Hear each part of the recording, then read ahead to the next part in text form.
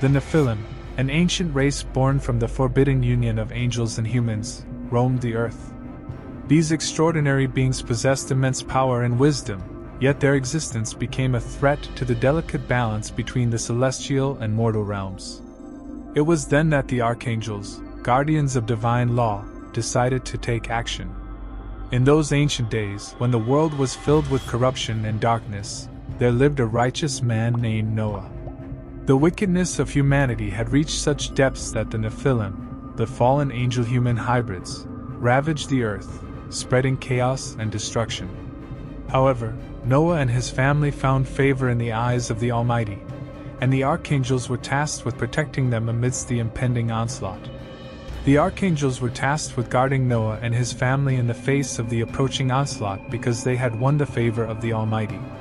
The archangels Michael, Gabriel, Raphael, and Uriel set out on a solemn mission to face the Nephilim and bring harmony to creation, guided by the All-Powerful. The Nephilim possessed skills that were much above those of common mortals, thus the archangels were aware that their task would not be simple. Knowing the archangels' plans, the Nephilim put together a powerful army to defend their race against the assault of the celestials. The archangels faced a great difficulty as a result of their immense numbers and incredible strength, yet they remained unwavering in their goal. The archangels Michael, Gabriel, Raphael, and Uriel descended from the sky, their brilliant bodies illuminating the night as the Nephilim gathered their armies to destroy the remaining traces of purity on earth. The fact that these celestial beings had been sent by God to protect Noah and his family filled Noah's heart with both amazement and hope as soon as he saw them. The leading archangel was Michael, a powerful fighter. He terrified the Nephilim with his fiery sword and unflinching resolve. As he battled the Nephilim warriors in furious fight, his battle cry resounded across the sky. The air was filled with the clatter of steel and the crackling of celestial force. Michael put on his gleaming armor and pulled his burning sword from its sheath. Standing in the front, prepared to take on the hordes of Nephilim soldiers, his expression exuded power and resolve. He sliced through the enemy ranks with each motion of his blade, striking dread into their hearts and bringing relief to Noah and his family. God's messenger Gabriel raised his trumpet and let out a powerful blast that made the earth tremble and the heavens grow gloomy. His musical voice carried a divine force that sapped the Nephilim's fortitude, clouded their judgment, and sapped their vitality. Gabriel, acting as himself, played his trumpet clearly and with intent. He released a resonant sound with a single note that cut through the confusion and announced the presence of the Almighty. The celestial symphony's disorientation caused the Nephilim to stumble in their advance, and a divine atmosphere of safety and calm subdued their anger. The healer and protector Raphael made use of his extensive knowledge of celestial power. He defeated the Nephilim's defenses by conjuring tremendous spells and unleashing powerful winds with the wave of his palm. They were unable to fight back since Raphael's command caused the forces of nature to submit. Raphael used his angelic abilities to protect Noah and his family as well.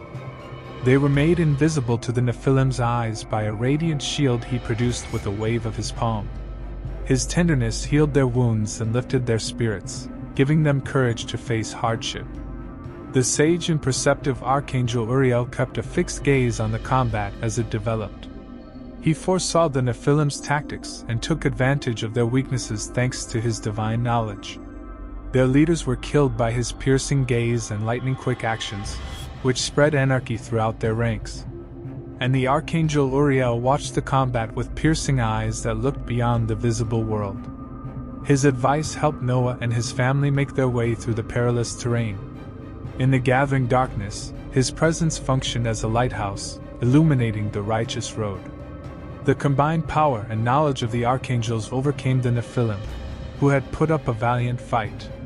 They dropped one by one, losing strength as their life energy diminished. The celestial god's divine wrath was unmatched by the once powerful Nephilim. The Nephilim's rage grew more intense as time went on, and their desperation led to more violent behavior. But Noah and his family were fiercely defended by the archangels, who were endowed with divine might. They engaged in battle with unyielding resolution, the brightness of the heavens emanating from their celestial forms. The archangels maintained their goal throughout the bloody battle. They battled with unwavering tenacity until the final Nephilim warrior fell to their heavenly vengeance. The Nephilim's former home, Earth, finally stood free of their influence. The protection of the archangels was constant throughout the conflict. Their divine protection provided Noah and his loved ones with a haven of tranquility amidst the tumult, protecting them from the unrelenting onslaught of the Nephilim. Noah's family persevered thanks to their unflinching commitment, and they were destined to carry out their function in the divine plan.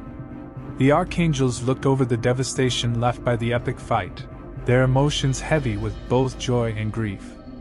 They lamented the loss of life since, despite their origins, the Nephilim were a part of creation. They were relieved that both the celestial and human realms had survived, nevertheless. The archangels shielded Noah and his family until the last echoes of the fight died down and the last signs of the Nephilim's presence vanished. Their hearts were overflowing with appreciation for the angelic guardians who had protected them in the face of tremendous odds as they stood in the aftermath. The archangels returned to the heavens after finishing their task and completing their celestial duties.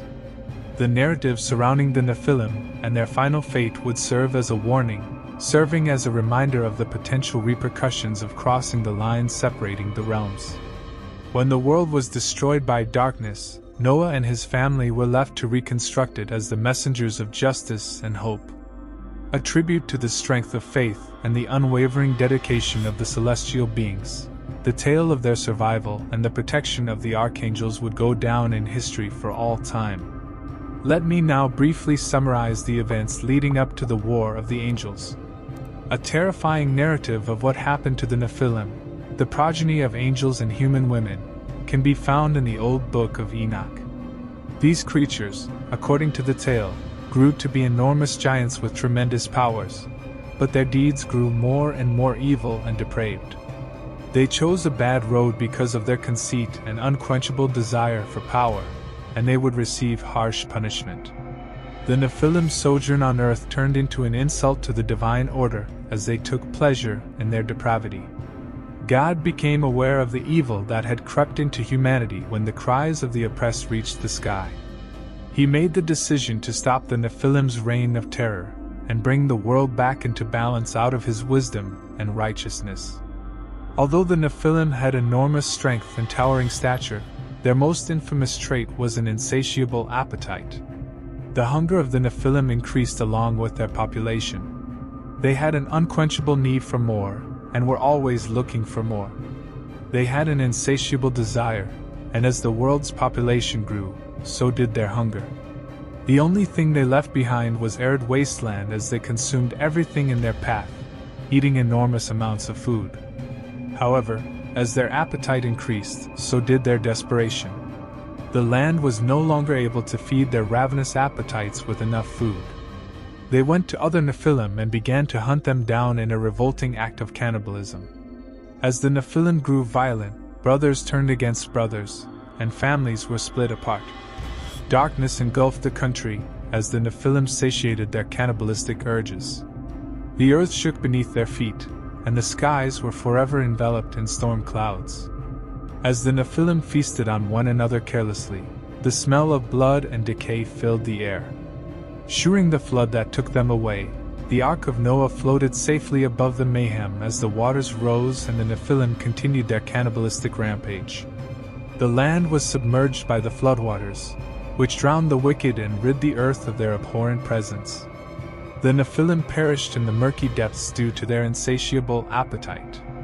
When the waters of the deluge finally subsided and Noah and his family left the ark, they saw a world that had been reborn.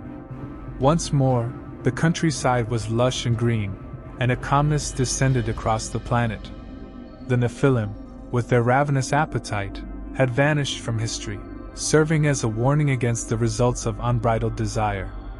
You see, God gave Enoch, a righteous man he picked, divine wisdom and understanding of the approaching judgment. He was tasked with conveying a message of caution about the approaching punishment to the fallen angels who had produced the Nephilim. Enoch entered the world of these fallen beings, called the Watchers, and brought the news of God's judgment and vengeance. The Nephilim were terrified when they realized they were going to die. They understood that their pride and immorality had brought them to this situation, and that they would not be able to evade divine justice. Their once powerful forms trembled in fear as panic engulfed their spirits. A significant cataclysmic disaster shook the world as the judgment took place. The Nephilim were frightened to death, as magical powers tore their bodies apart. Their massive bodies were torn apart limb by limb, and their spirits were split from their corporeal selves. This mutilation served as a metaphor for robbing them of their authority, and reduced them to nothing more than evil spirits.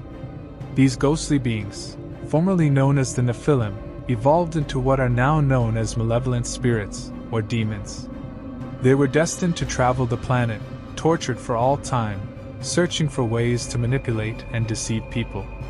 Having lost their physical bodies and being overwhelmed by their evil impulses, they sought to cause anguish to those who were still alive.